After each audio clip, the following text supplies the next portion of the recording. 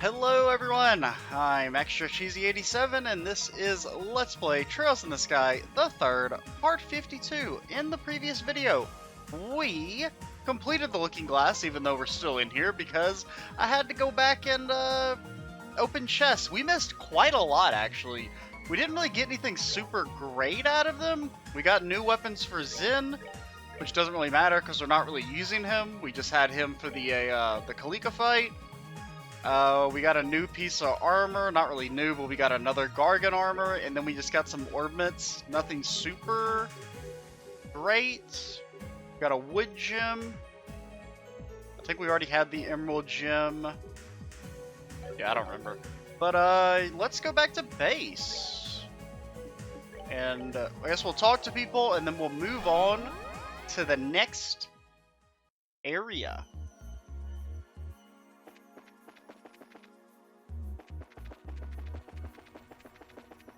Ooh, it's Richard. What are we doing, Richard? Gazing out into the deep, vast darkness. Colonel, are you practicing your draw techniques? Oh, no. It's just that surrounded by so many skilled warriors, I can't help but be reminded of just how feeble my own swordsmanship is. I'm unable to perfect it and reach the heights others have, but I'm unable to turn my back on it either. Still, I feel as though by coming here and honing my senses, I may be able to see something new. Oh. Okay. More power to you, Richard. I'm gonna give you another shot, okay? I've been told that maybe I was a little hasty in saying that you were garbage. But it won't be anytime soon. Well, not anytime soon, but you know.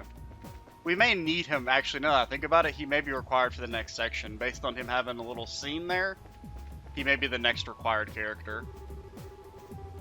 From what I know, Kalika went back to Calvert not long before Grandpa left Zeiss on vacation.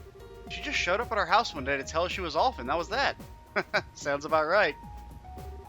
I swear, Kalika's something else. Well, whatever. I guess I'll help out with some of the guild's workload in Zeiss when I get back. She did seem kind of attached to the place and all. Where are they getting this alcohol from? Are they wishing it into existence? There's no point in getting all panicky now, not after we come this far. Whoever we ended up facing will find a way to win. Yeah. Whatever you say, Shara. God, please don't make me use Shara. She's so bad. Which, I mean, the main reason Shara is, like, garbage, right? Is her ornaments are just, her setup is so bad. But, does she only have to use 2 winds? I thought she had to use 3 winds.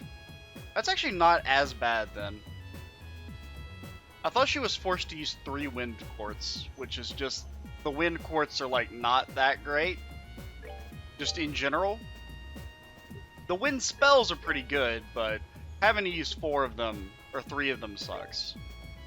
And Chloe would be great, but having to use 3 water quartz sucks. Because you like limit your, it makes her a lot harder to be like a pure damage character. And then with 3 water quartz, you're like, that's a little too much for a support, because really you just need to be able to access tier all, and you're great. You only really need like 2 water quartz to get that make happening. Why did it have to end up somewhere so weird anyway? What's even gonna happen to us? Actually, Josette is the one character I never want to be forced to use. Dear God. Anyone but Josette. I tried asking Celeste a few questions regarding the Liber Arc, but she doesn't possess most of the real Celeste's memories regarding the city.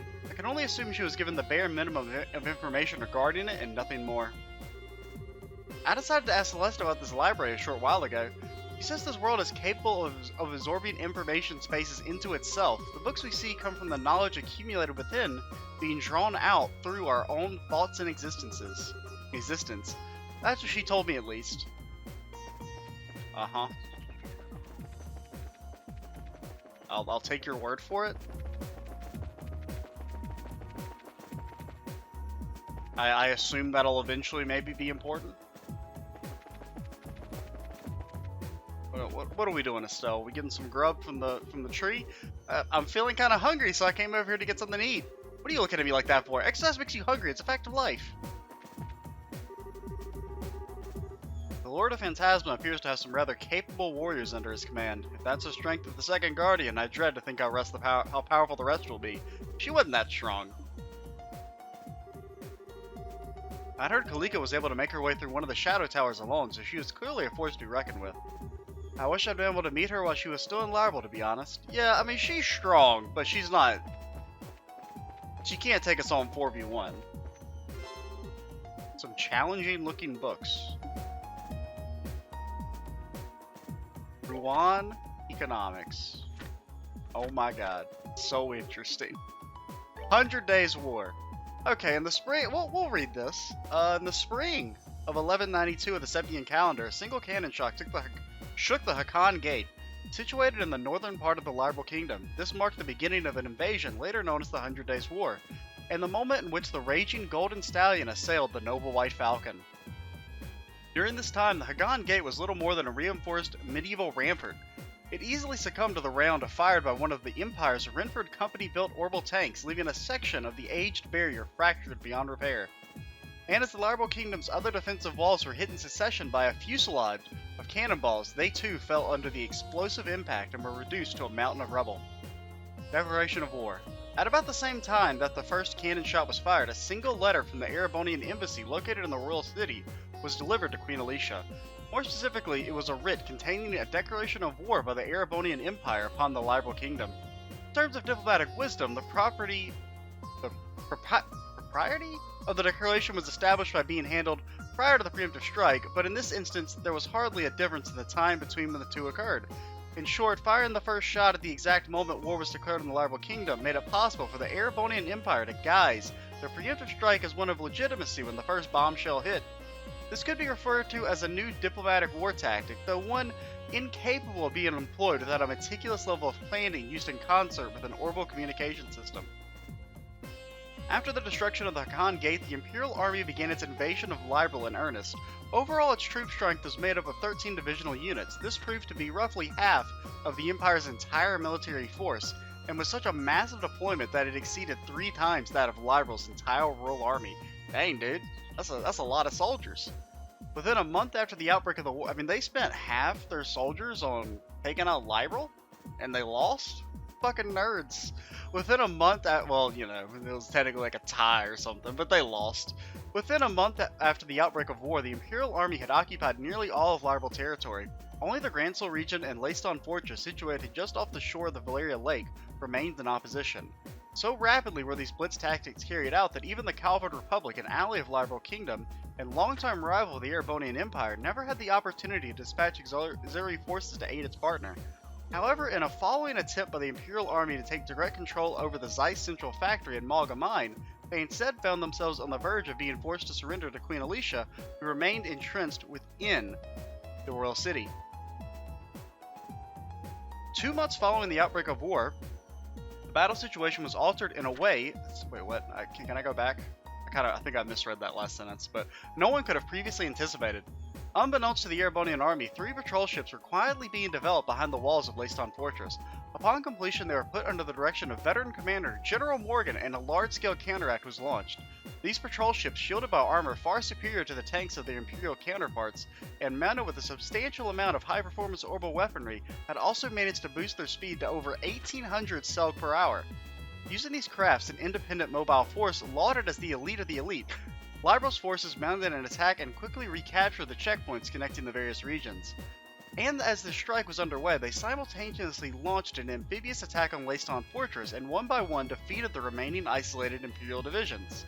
Just after 3 months following the outbreak of the war, the larger part of the Imperial Army's remaining divisions finally surrendered. However, as capitulation was at hand,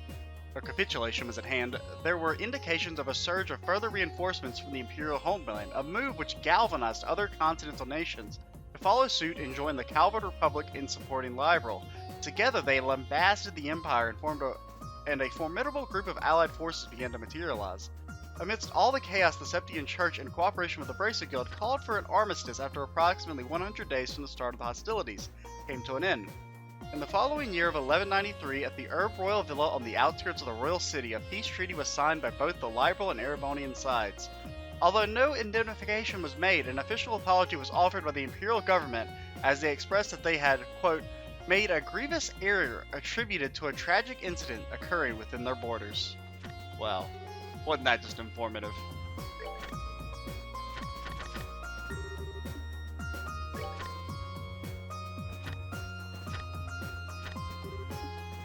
And what do we got here?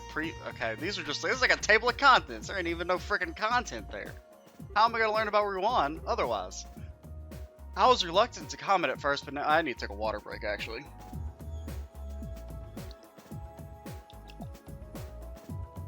Alright, I was reluctant to comment at first, but now I feel obliged to do so. Do you not find such remarks a little imprudent? Imprudent?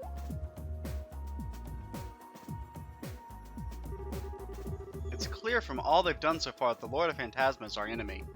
Furthermore, while the Guardians we are fighting may not be the individuals themselves, their personalities are still being violated. In light of that, I hardly find it appropriate to be talking about all of this like it's some sort of game orchestrated for your entertainment. Riaz? What's got you so mad all of a sudden? I'm not. However, I was under the distinct impression that we were all in agreement on one thing. The Lord of Phantasma was our enemy. So I will not stand by and listen to them being of all things praised. Really now, come to think of it, every time we've encountered them, they've always made a point of taunting you and Kevin, haven't they? That wouldn't have anything to do with why you're angry, would it? Dude, if looks could kill. Ooh, I bet it does. The Lord of Phantasma seems to have a peculiar fascination with Kevin, and yet you can't just work out why. That's why you're getting so worked up, isn't it? This isn't a game, Renee. You might be a genius, but that doesn't apply to everything. That doesn't mean everything in life will go the way you want it to, and to assume otherwise is sheer arrogance. Okay, that's enough. Okay, Mama Estelle is here to save us. Let's stop this before it gets nasty. Renee, bringing up things that clearly bother people and teasing them with isn't a very nice thing to do. As for you, Riaz, she might be smarter than other girls her age, but that doesn't change the fact that Renee is still an ordinary 12-year-old girl. Ordinary. Do we know what that word means? Excuse me? I'm not sure I understand what you mean. Let me put it this way. She's smart and she's strong, we both know that. But do those things really make her that much different from other girls her age, or make it so that she can't act like they do? Because I think you'd find plenty of 12-year-olds out there who are a little selfish and cheeky or like to cause trouble. That's pretty normal. Plus, she's got tons of good points too, like how she's always considerate towards others when the situation calls for it. See, she's just like your average girl who goes to Sunday school, right? Just a little brighter and a little stronger. Bullshit. You think so? It doesn't seem fair to me to hold her to a totally different standard than everyone else her age just because you see her as somehow different. That's not to say I don't tell her off when she's been bad, because you do that to kids too. It's more that you're being unusually hard on her. I suppose you may be right. You have my apologies, Renee. Really? I wasn't expecting an apology from you. Although your face says you still got a lot you want to say to me. Naturally. After all, admonishing unreasonable children is the duty of their elders, however special or not special they may be. Yup, like I said, I'm not going to disagree on that point. As long as we're all here, we're basically her guardians and stuff. Oh, please, you can say whatever you like. By the way, Estelle, you said I was just your average girl who goes to Sunday school, right? Sure I did, am I wrong? You can think whatever you like about me, I don't care. But I do want to make one correction. I wouldn't be attending school as a student. I'd be teaching there. I've got 3 doctorates after all. I don't know about that. You what? What? One's in chemistry, one's in mathematics, and the third is in information theory. I even publish regular papers in those fields. What the fuck ever, dude? I do it through someone else because I don't want the hassle of someone else finding out who I am, though. Right. Disciplining her appears as if it will be an even more difficult task than I have anticipated. It's an interesting scene. It's pretty cool. But that's just like randomly happens. Yeah. Reposition here. Don't go underestimating me if you wouldn't mind. Don't forget, you got no chance of getting out of this world unless I'm with you to help. Nah. Oliver's just as good as you. Honestly, a little bit better. If only because he's our boy. Actually, I think Renee is better because her ult is better, but it's not like a huge difference.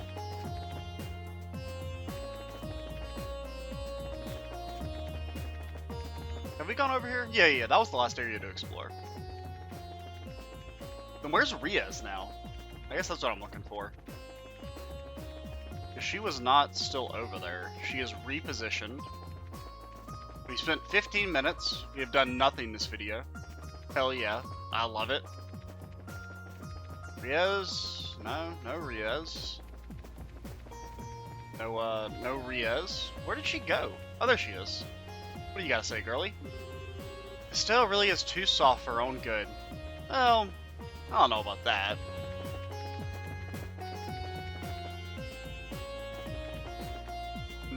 So, let's change up the party. Don't really want Zen anymore. Don't want Annalise. No. I don't want you. I would like...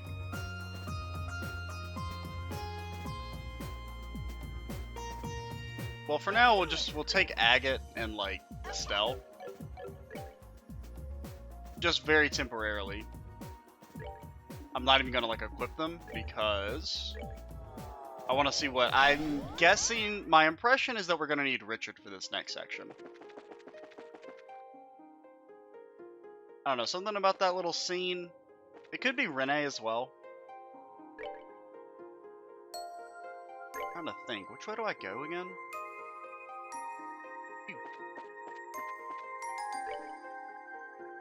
Go up and over?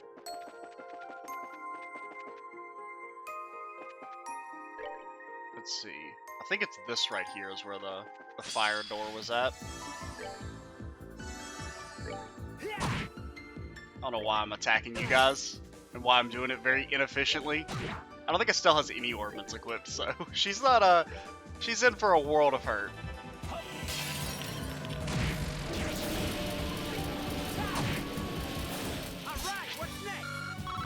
You're not even that under-leveled. I was thinking maybe we could get some quick XP on you, but... And really, we'd rather fight those statues. Those give way more XP than the regular monsters. Fire door? No, that's the blue door.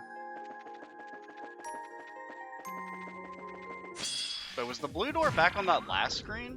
I mean, the red door? I thought it was the blue door was on the last screen and the red door was on this one. Where's the red one down here? Oh. Ah, there we go. Who do we need? Find out in mere moments. Face of the monument is glowing and words are visible upon its surface. The Lord of Phantasma does decree. Impregnable Fortress. Divine Blade Successor. Okay, so that's Laystone Fortress and, Richard, don't have a clue what Impregnable Fortress can be. I mean, come on, it's Laystone Fortress, dude. Yeah, I can't really think of anyone other than Colonel Richard who fits that description. Glad to see we're on the same page. Well, let's head back to the garden and ask him to come with us. Okay, so we gotta walk back. I should have just brought Richard to begin with, to be honest. I kind of forgot that we have to teleport back and pick him up. So let's let him know. About to need you, buddy. Can I help you with anything? Well... Me, the Divine Blade Successor? But I suppose there's no point in debating if I am to be fit to be called a successor. No one else seems to match the description after all. I'd be happy to accompany you when you return to that monument. Now, who do we want to bring with us? We could bring... Honestly, I think we will bring Estelle. It makes us a little too physical based, but I think it'll work. So let's see.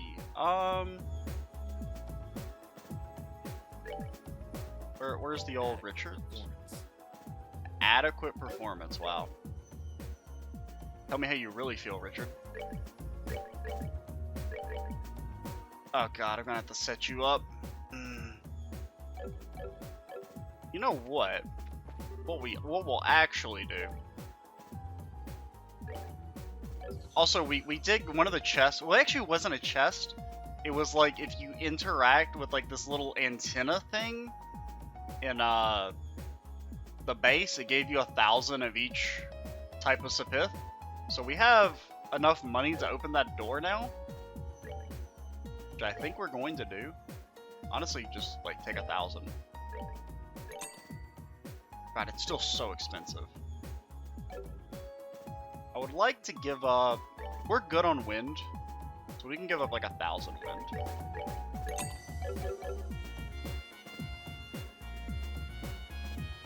Now, hopefully there's no fight associated with this. No. Get me out. I clicked the wrong button. I do that a lot, okay? Get used to it.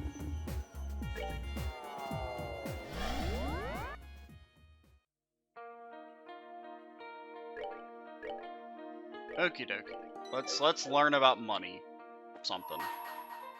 Honestly, as long as we got Oliver, he can solo carry us, even if everyone else sucks. 50,000 Mira. What kind of fucking bullshit is this?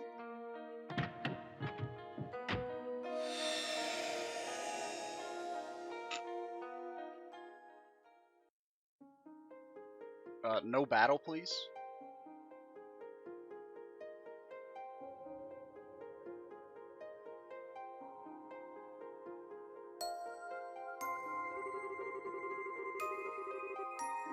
Okie dokie. Now, what are we gonna learn? Ooh. Oh, is it a side story about maybe the mayor?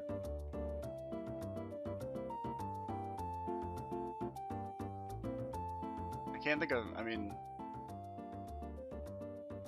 That'd be cool. Oh, okay, that's like for some reason I thought of, remember Julia dressing up as a nun? Thank you so much for coming today. I'd love it if you were able to start coming to pray like this more often.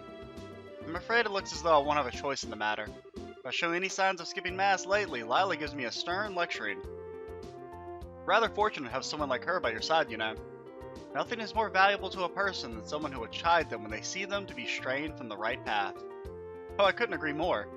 I do wish she would go a little easier on me than she currently does, however. Look at it this way, the fact that she doesn't show just how important you are to her? Well, for one thing, I hear you've been exceptionally busy with work these days. I wouldn't be surprised if she hoped to make the time you spend here to be a break from all of that. As frustrating as it is to admit, that's a scarily sound assessment. But she can't keep me away from work forever now, can she? I think I ought to be getting back to it now, so if you'll excuse me, please give my regards to Father Holstein, too. Certainly. A good day to you, too, then.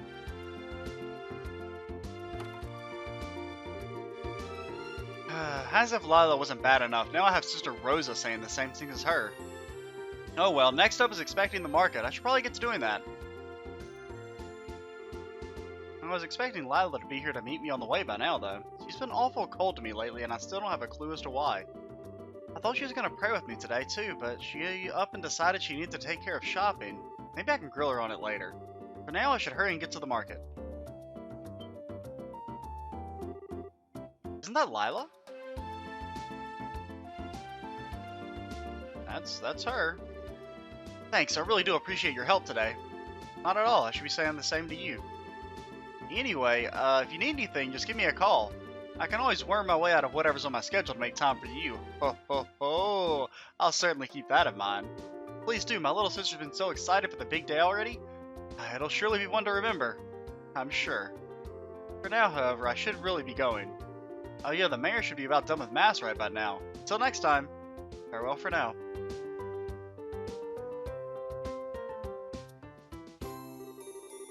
Did I just witness what I think I did? Probably not. So that's why she's been acting so distant towards me lately. I wish she had said something. I thought we were supposed to be close. I suppose it shouldn't come as much of a surprise. She's a grown woman, and she might seem cold towards people on the outside, but she's a wonderful human being and a rather attractive one too. If anything, I'm surprised it's taken her this long to find someone. Well, it wouldn't be fair of me to get in the way of her happiness. I do feel a little lonely at the thought, but she's going to want my support. It wouldn't be right for me to not give it to her.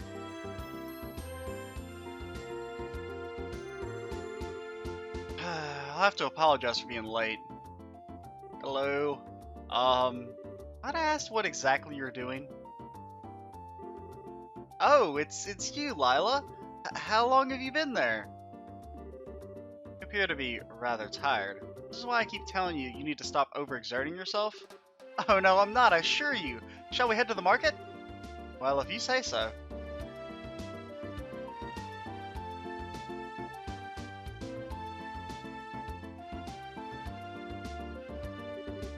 The next day.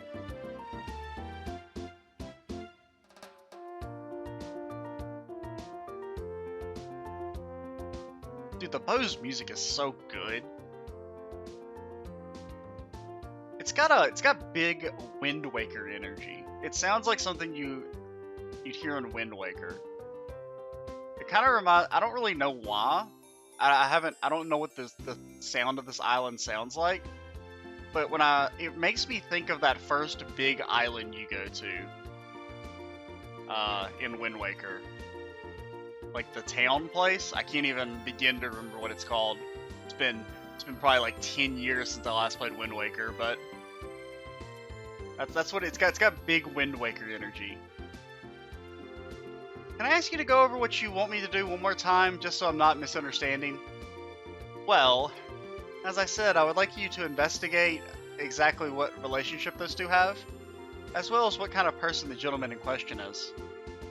So to put it in simpler terms, she wants you to stalk them. You want me to check out whether they're dating, and do a background check on the man, right? Isn't that right? Yes, it is. Is there something wrong? Well, kinda. I mean, we bracers do at times do background checks on people, but that's when we suspect or know for sure they're involved in a crime. If they're not, doing so would be an invasion of their privacy. It doesn't exactly fly with us. Oh. Obviously, if you have reason to believe the man Lila appears to be dating is involved in illegal activity, I'd be happy to help. Is that the case, though? No. On the contrary, actually, he appears to be a good, honest man. I see. There's obviously going to be the chance that's just a facade and he's not the kind of person he appears to be, but as it stands, I don't see any grounds for the guild to make their move. This is unfortunate, but I can certainly see where you're coming from. See, this is why you need your own secret police mayor, Maybell. I'm sorry for troubling you with this. I don't know what came over me. Please forget this conversation ever happened. Forgive me for asking this, but you're all in favor of them dating, right? You're not trying to break them up or something. So why are you so concerned with finding this out? I mean, I'm assuming they're not actually dating. That's going to be the bait and switch at the end.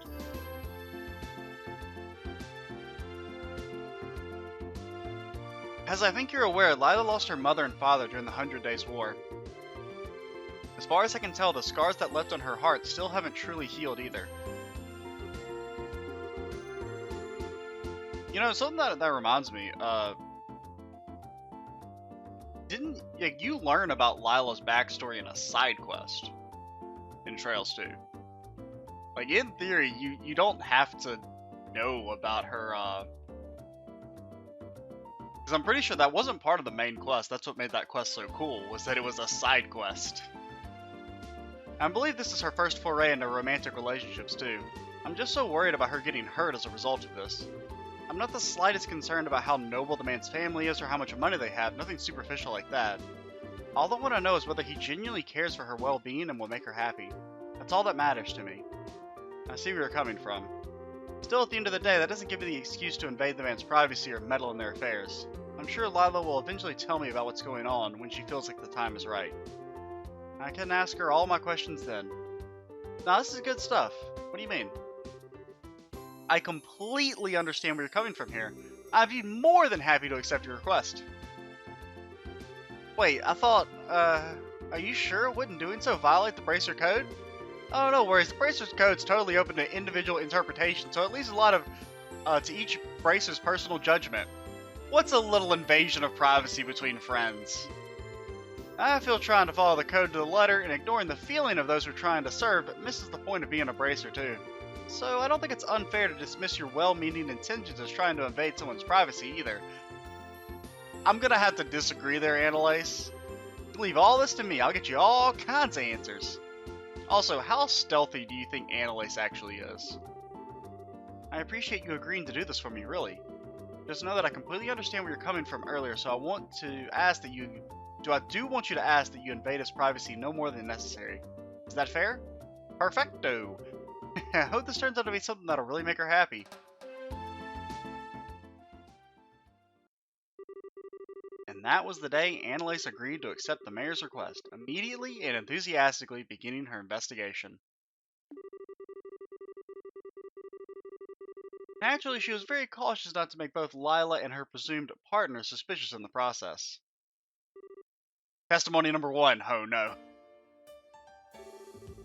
Those two certainly did come here, yeah? I remember them sitting at the table over there having a pleasant conversation with one another. I couldn't tell you what they were talking about, I'm afraid. But I do remember seeing Lila smiling while talking, which you don't see every day with her. That struck me. Really now, do you remember anything about the man, by the way? Not in much detail, just that he was a well-groomed, seemingly pleasant young man.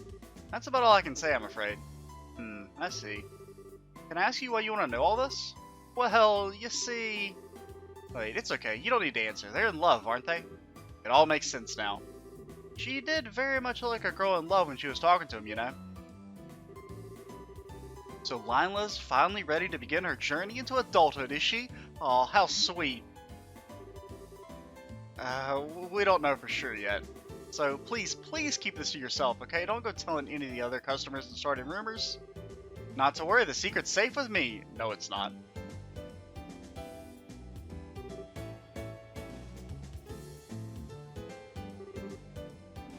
Yeah, I saw him. I remember the man escorting the maid to the front door of the mayor's mansion. I was surprised he didn't go inside with her, honestly.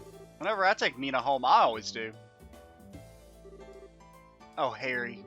If you ask me, you're the one behaving improperly, not the man we're talking about. I am? Ordinarily, when a gentleman escorts a lady to her home, he doesn't go inside. Really?